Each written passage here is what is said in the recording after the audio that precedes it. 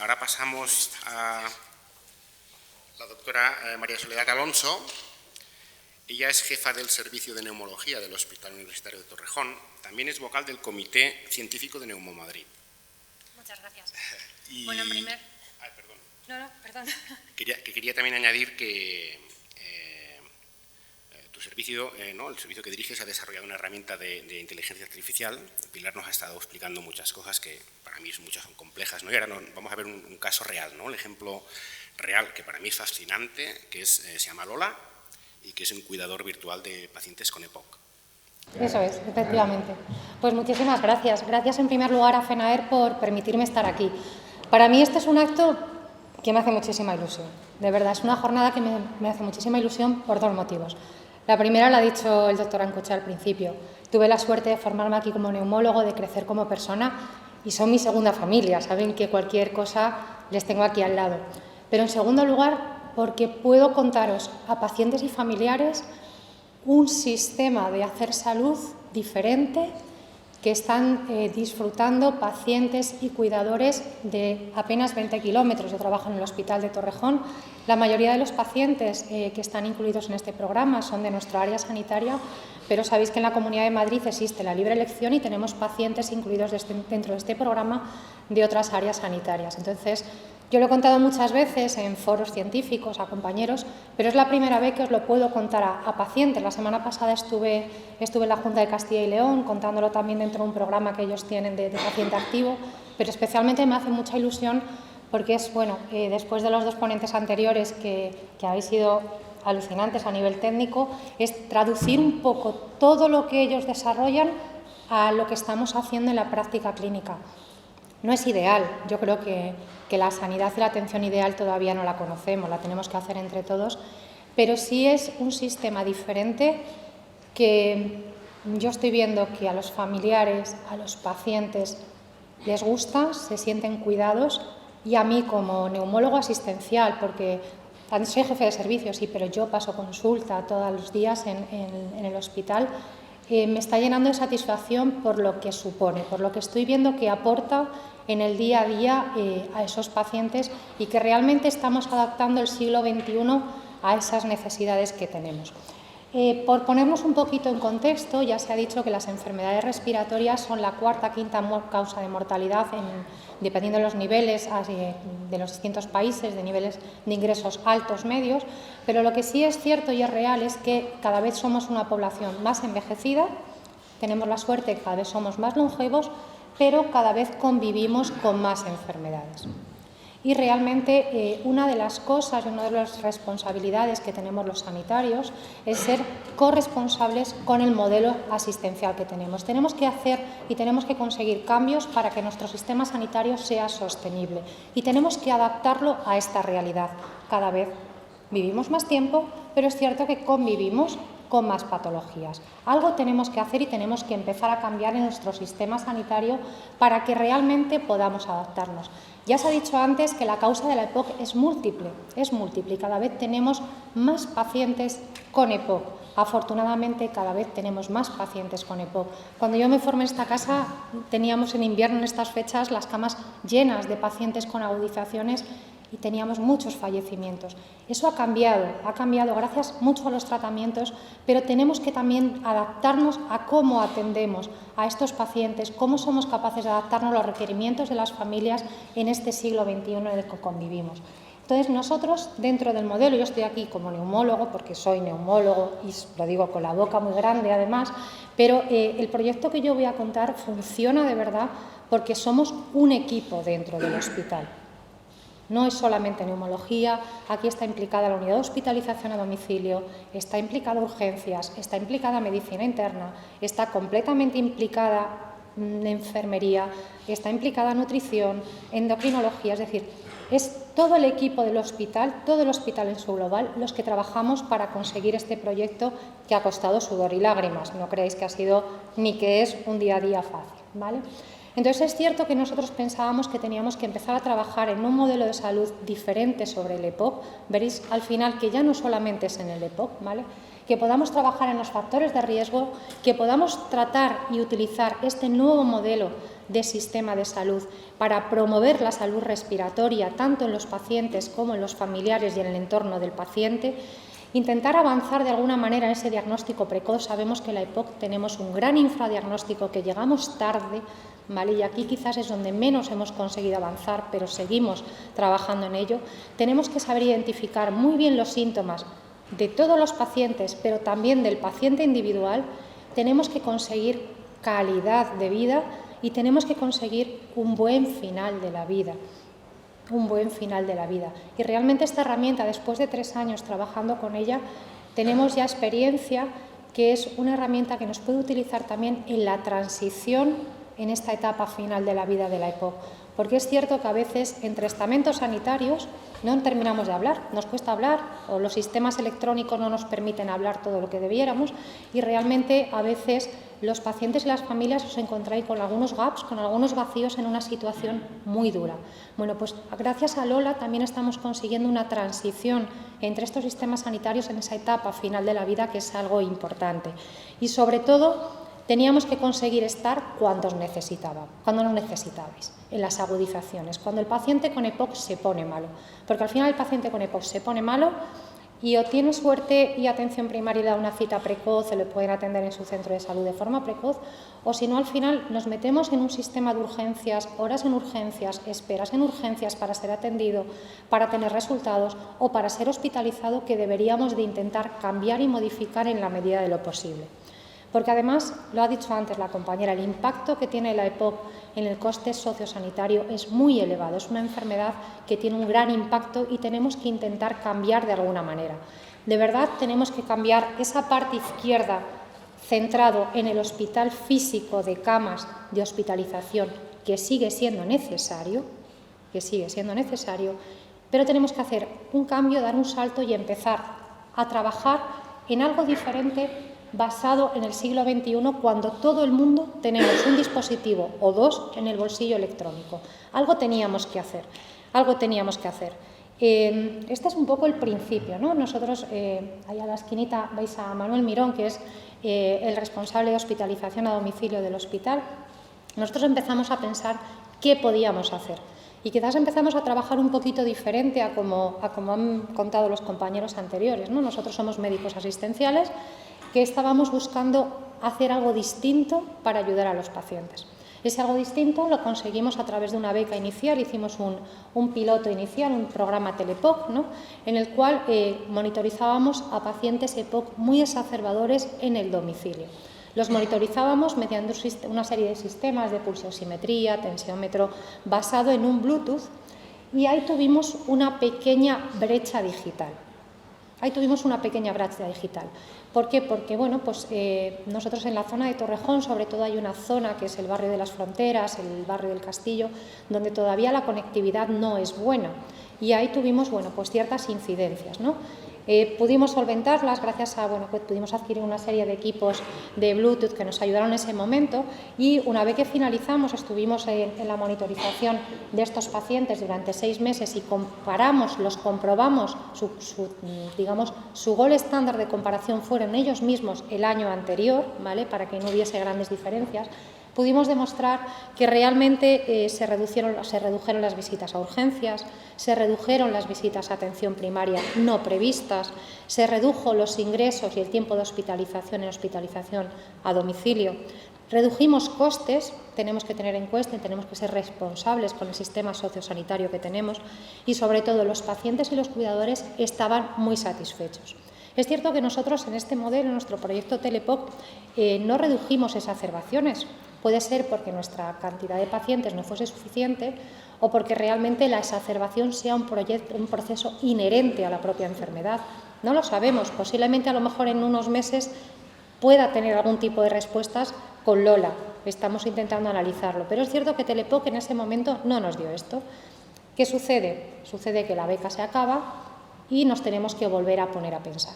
En el año 2018, cuando ya tenemos analizado TelePOC, nos ponemos a pensar a ver qué podemos hacer más. Es cierto que ahí, pues, convencer a gestores, convencer a instituciones que las cosas se pueden hacer de una manera diferente, sin perder calidad, pues no es fácil, no siempre es fácil, y empezamos a buscar startups en salud que nos pudiesen dar este soporte. O sea, fuimos un poquito diferentes, ¿no? Nosotros a nivel asistencial fuimos buscando esa ayuda en sistemas digitales, ¿no? Trabajamos, bueno, nos entrevistamos con un montón de compañías. Llegó un momento en el cual encontramos una startup valenciana que es Tucubi, que es tu cuidador virtual, ¿vale? Y bueno, era una empresa que tenía marcado CE, que cumplía todos los requisitos que se han hablado anteriormente de seguridad de datos, que es algo muy, muy importante, y empezamos a desarrollar Lola. De hecho, el nombre lo pusimos nosotros porque, bueno, ellos sabían lo que querían hacer, nosotros sabíamos lo que queríamos hacer, pero los lenguajes eran diferentes. Empezamos a hablar, empezamos a comunicarnos y a entendernos y a traducirnos y creamos lo que ahora mismo es Lola. Por problema de tiempo solamente os voy a poner, un breve cortito vídeo. Este vídeo está libre en YouTube, si ponéis Cuidador Virtual Lola lo vais a poder ver, ¿vale? Y son pacientes que están incluidos en el programa para que podáis ver, a ver si conseguimos que vaya, ¿no? A ver, si dando aquí conseguimos que vaya, y si no, bueno, pues como vamos mal de tiempo, no pasa nada. ¿No va? Abajo. A ver, aquí. No va. Bueno, en YouTube lo tenéis libre, ¿vale? Cuidador Virtual Lola, podéis ver a pacientes, nos podéis ver a Manuel Mirón, podéis ver a alguna enfermera, me podéis ver a mí hablando y contando la experiencia de cómo es trabajar con Lola. Lola es un sistema de voz virtual. No es el sistema ideal que nosotros inicialmente habíamos pensado, porque habíamos trabajado ya con una monitorización y queríamos tener todo, pero todo todavía no lo tenemos. Pero bueno, sí se ajustaba mucho a lo que nosotros queremos. Lo único que necesita el paciente o el cuidador es un teléfono. Punto. Me da lo mismo que sea una línea fija que una línea móvil. Lo único que necesita es un teléfono. Entonces es un cuidador por voz. Lo que hacemos es que nosotros hemos ido trabajando, y esto es algo que lleva una mejora, porque detrás de este cuidador virtual hay una inteligencia artificial que nos va dando mucha información, muchos datos, y van modificándose las preguntas tanto para ser más comprensibles como para ser más útiles, ¿vale? Pero además nos permite crear una serie de alertas que a nosotros nos ayuda a ver que algo está pasando en ese paciente, que algo no va bien y poder intentar adelantarnos. Es decir, un poco la idea es esta, ¿vale? Lo que queríamos realmente era esto, optimizar el manejo de esos pacientes, sobre todo que van mucho a urgencias, que tienen muchas agudizaciones, buscar alternativas digitales como alternativa, o sea, opciones digitales como alternativa a la hospitalización convencional en edificio de agudos, ¿vale? Detectar de forma precoz las intervenciones e intervenir, estar cuando nos necesita el paciente de verdad, que el equipo sanitario estemos ahí cuando nos necesita, sus cuidadores, sus neumólogos habituales, sus médicos de hospitalización a domicilio estén ahí cuando nos necesita, intervenir de forma precoz para evitar visitas a urgencias, intentar manejar en domicilio de forma ambulatoria siempre que sea posible estas agudizaciones, apoyarnos mucho en la hospitalización al domicilio. Sabemos que el domicilio es un buen entorno para el paciente siempre que cumpla unos requisitos mínimos, es importantísimo. Tener una buena continuidad asistencial con los equipos de atención primaria, establecer una serie de circuitos de atención prioritaria en esa exacerbación y hacer un seguimiento precoz desde las consultas de neumología de esos episodios de descompensación, de esas exacerbaciones. Pero además queríamos algo más, queríamos que fuese una herramienta de formación para cuidadores y pacientes, de educación y que nos ayudase a mejorar la adherencia, ¿vale? Entonces, con todo esto, pues empezamos a trabajar, vimos que era necesario también crear una serie de alertas, pero alertas que fuesen basadas en una serie de datos previos y que fuesen modificables, que no fuesen estándares para todos los pacientes, sino que pudiésemos individualizarlas a cada uno de los pacientes. Y bueno, pues con mucho trabajo, con muchas reuniones, con el COVID por el medio, porque también estábamos ya trabajando en el EPOC, nos vino la pandemia COVID, la modificamos completamente para atender pacientes COVID agudos en domicilio. Bueno, pues con todo esto que hemos vivido, hemos llegado a donde estamos ahora mismo, que es un sistema de atención estandarizado que se oferta a los pacientes con EPOC agudizador que tenemos en el centro sanitario. Es una forma de atención completamente voluntaria que no excluye la atención convencional, al contrario, son complementarias, somos los mismos sanitarios, estamos siempre ahí, porque eso es algo que siempre dice, ya, pero si es una máquina la que me llama, el médico o la enfermera desaparece. No, No, nosotros, el equipo sanitario, somos los que estamos detrás y quizás esa es la clave que todo esté funcionando como está funcionando, que ya os digo que no es ideal, porque esto todavía estamos trabajando y lo estamos mejorando, pero sí es algo que nos está dando muchas satisfacciones a todos. Y aquí la clave es la coordinación y la cooperación entre todos. Yo creo que realmente poner al paciente y a los cuidadores en el centro y que todos los demás trabajemos por y para es la clave que todo esto funcione realmente. Los pacientes que están incluidos, al final el hospital o los centros de salud o los centros de especialidades, tenemos miles de salas, miles de especialidades, tenemos que ser capaces de identificar bien a ese paciente. Bueno, pues a través de la historia electrónica tenemos al paciente identificado y todo el mundo sabe lo que significa esa señal que tiene ese paciente. Pero esa señal no significa que todo sirva para todo, ¿vale? Es decir, cuando hay una serie de circuitos de atención prioritaria en urgencias es cuando el paciente viene realmente por un problema respiratorio o, como veréis después, por un problema de insuficiencia cardíaca, no por otro motivo. Es decir, también es importante, y esto es algo que se comunica y que se ha hablado mucho con los pacientes y que además lo quieren así. No, yo quiero que me atiendan rápido cuando vengo muy malo por mi problema. Si tengo que venir porque tengo una tensión alta, entiendo que tengo que tener la misma prioridad que otra persona que tiene la tensión alta. ¿Vale? Es decir, también eso es importante. Los tenemos identificados y todos sabemos cómo tenemos que actuar. Y eso es algo muy, muy importante. Y ahí la comunicación con pacientes y cuidadores es fundamental y ha sido la clave. Porque muchas veces donde hemos llegado no ha sido porque nosotros, sanitarios, hayamos propuesto, sino porque realmente los pacientes y los cuidadores nos han dicho: oye, ¿y por qué no cambiáis esto? ¿Por qué no lo hacéis de esta manera? Y eso es algo importante. Yo creo que eso es una cosa clave, es una cosa fundamental. Todos los pacientes, cuando se incluyen en el programa, tienen un soporte físico con las preguntas, con una serie de cuestionarios que después el cuidador les va a llamar y ellos van a saber qué les va a preguntar, qué tienen que contestar, cómo pueden contestar, ¿vale? Eso es algo importante y esto es un poquito la situación. En el año 2021 acabamos con 17 pacientes monitorizados. En enero del 24 teníamos ya 62 pacientes incluidos en el programa, ahora mismo tenemos ya 78 pacientes. En todo este tiempo ya os digo que ya, pues lógicamente la enfermedad sigue su curso y hemos tenido algunos pacientes que iniciaron al principio y que han fallecido, pero que nos han enseñado y nos han ayudado muchísimo, muchísimo a humanizar más esta herramienta digital de seguimiento del paciente con EPOC, ¿vale? Y realmente es algo que nos está ayudando a cambiar la forma de manejar el día a día de los pacientes y que ellos, lo que nos dicen, y lo vais a ver al final, es que se sienten más cerca de sus médicos. Y yo creo que eso es una cosa importante, que nosotros estemos cuando nos necesitáis. Yo creo que eso es una cosa fundamental. Unos datos, porque siempre es importante tener datos, a los gestores hay que dárselos, si no esto no se lo creen y a veces es difícil, ¿no?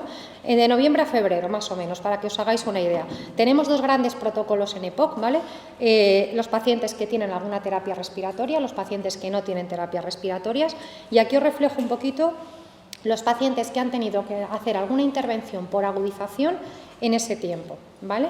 De los 14 pacientes que teníamos sin oxígeno, sin terapia respiratoria, un paciente requirió hospitalización y de los 30 pacientes que tuvieron alertas y agudizaciones en todo ese periodo, 11 requirieron algún tipo de hospitalización. Cuando hablo hospitalización, hablo tanto hospitalización domiciliaria como hospitalización convencional, ¿vale?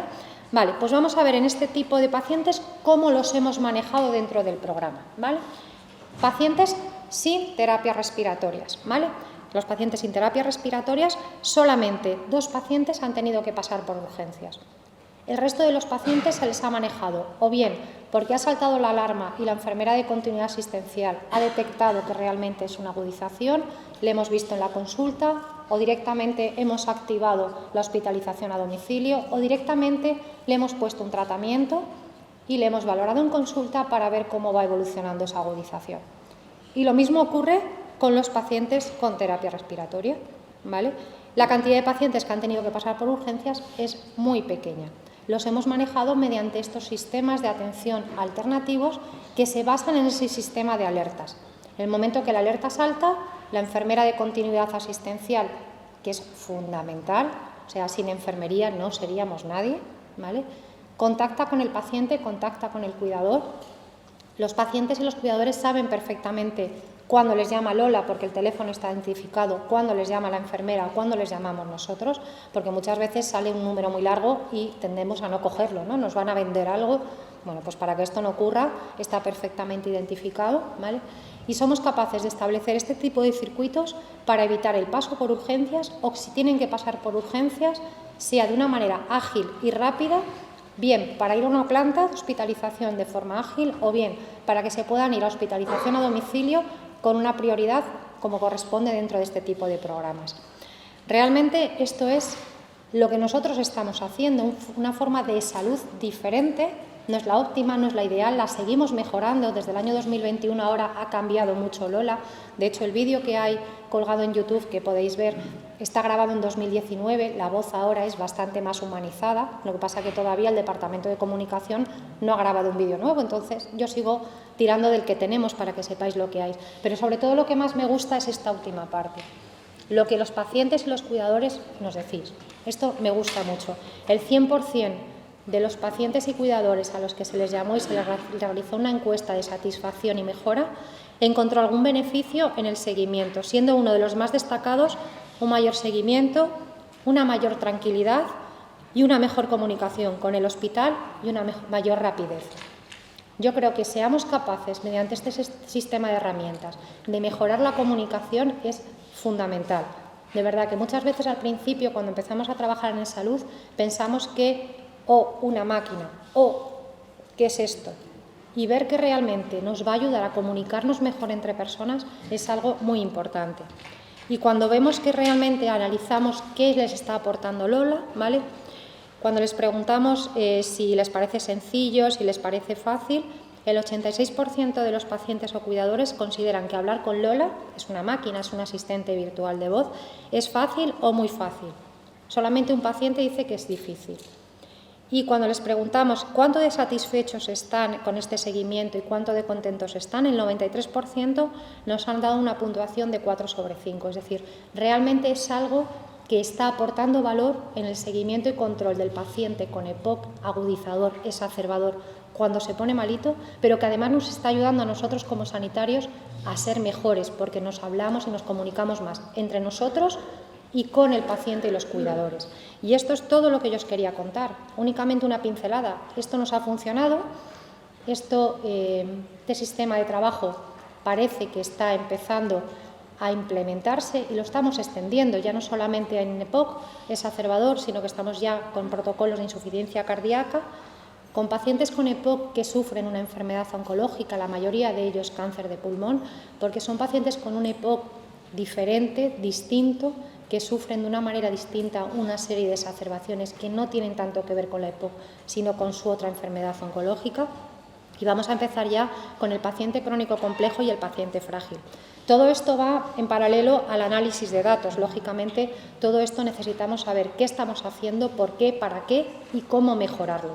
Y esa otra parte es la que todavía estamos desarrollándola. Y esto es todo lo que yo os quería contar, un poquito diferente a la anterior, pero la experiencia que tenemos aquí cerquita. Muchas gracias.